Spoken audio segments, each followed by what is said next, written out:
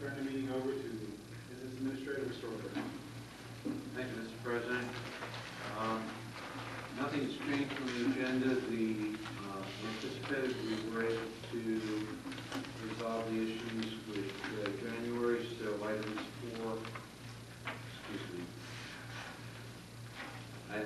6, 7, 8, and 9 reflect January.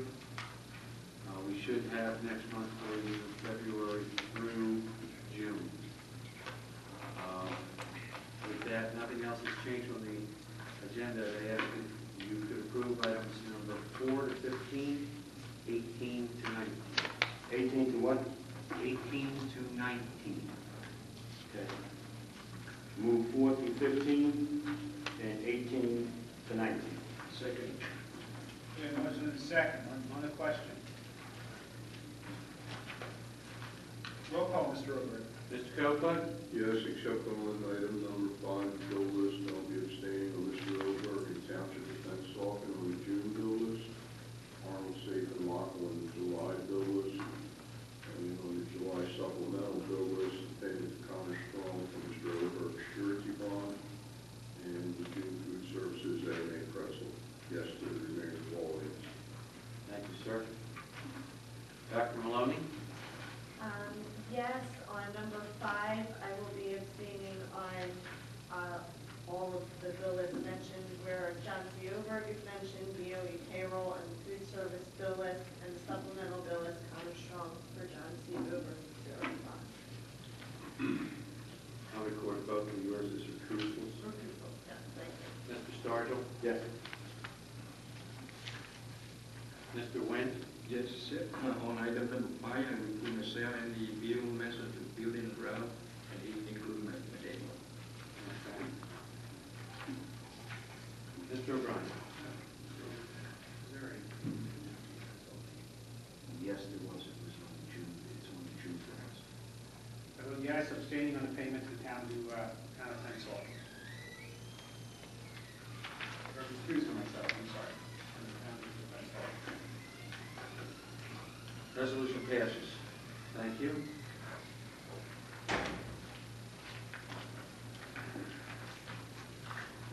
Thank you, Mr. Robert.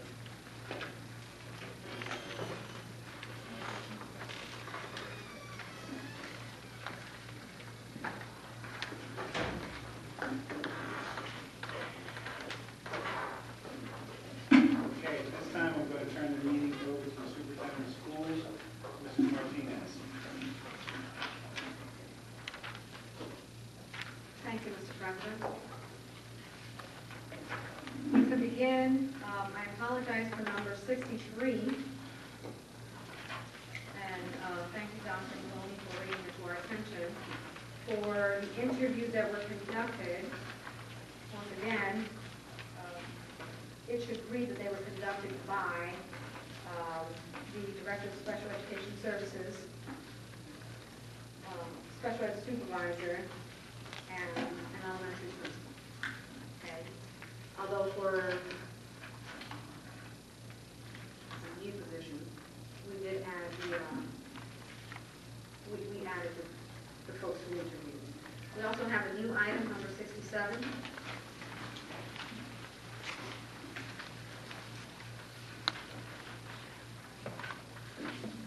Approving training for the nurses.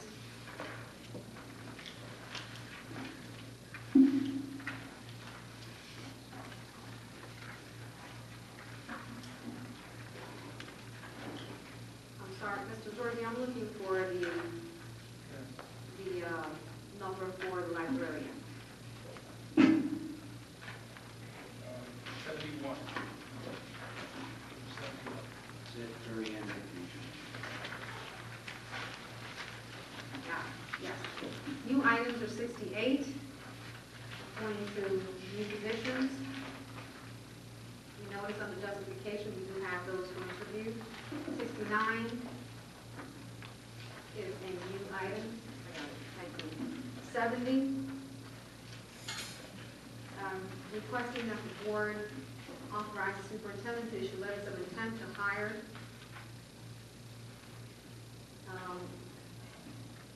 during the 2012-2013 2013 school year.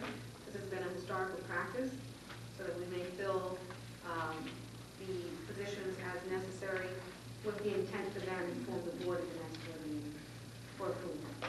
I'm asking the board to vote no on the letters of intent to hire. We can table this, and we can discuss it in the executive session. May I comment? Sure. This has been a practice. This is something that we've been able to, it's been very positive. We've allowed all our former superintendents and our central administrators to move the district, because what happens is we lose that candidate.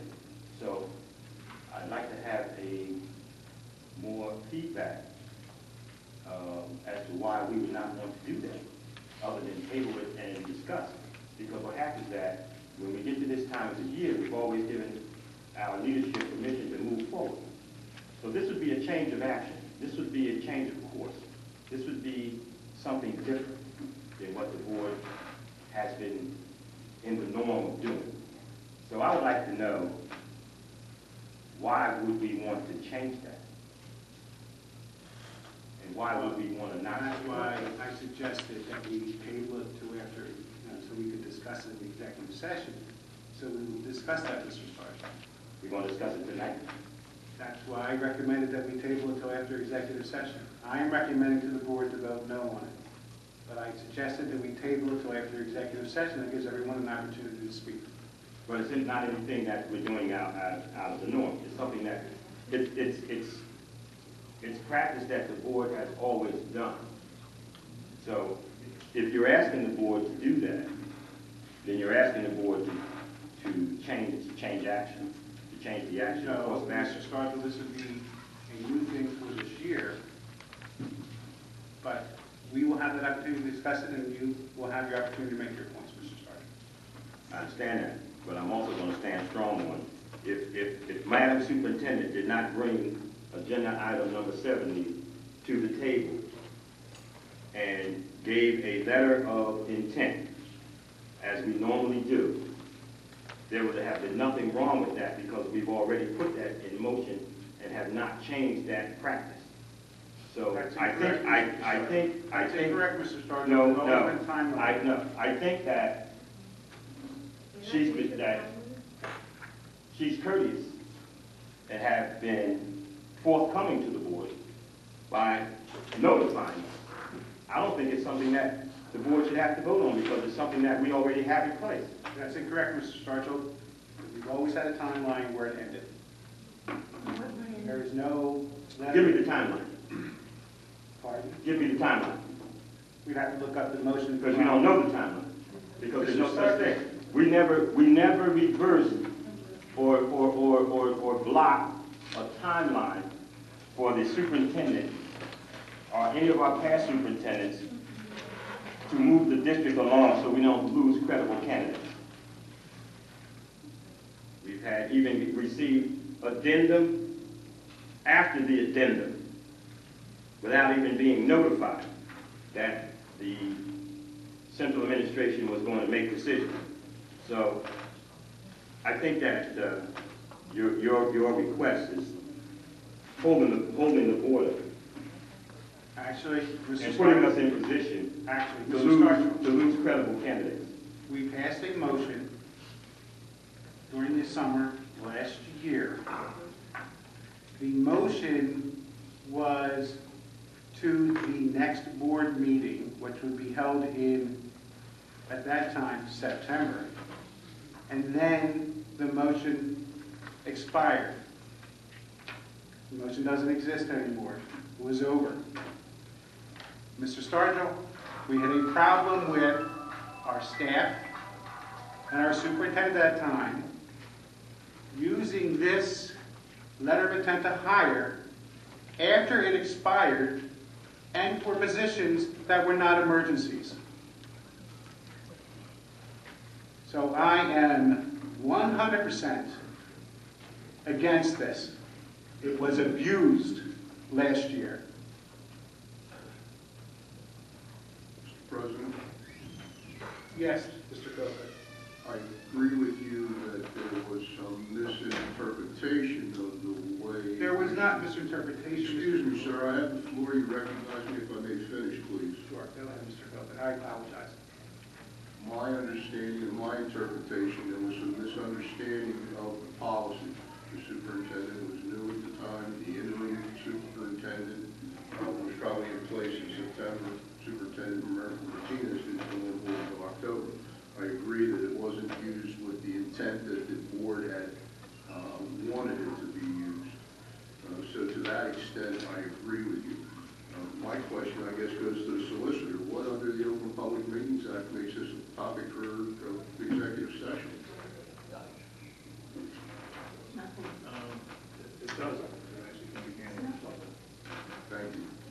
So, and I have a question, Mr. President.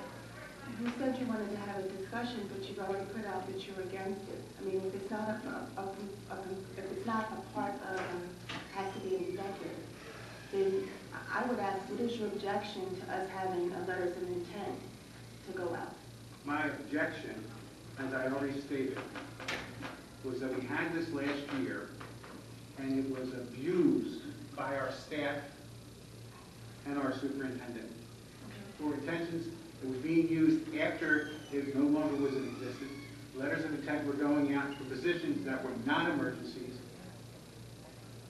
So the criteria for letters of intent is that they're only emergencies? Absolutely. Absolutely. It's only to get a position that cannot possibly wait for the board to meet again. Is that a Pennsauken policy or a statewide policy? Statewide policy does not stipulate that a letter of intent that comes from the superintendent must be only for emergency positions. Well, I've never seen a Board of Education give away the most important votes they have, which are who we hire, to give away all say in it.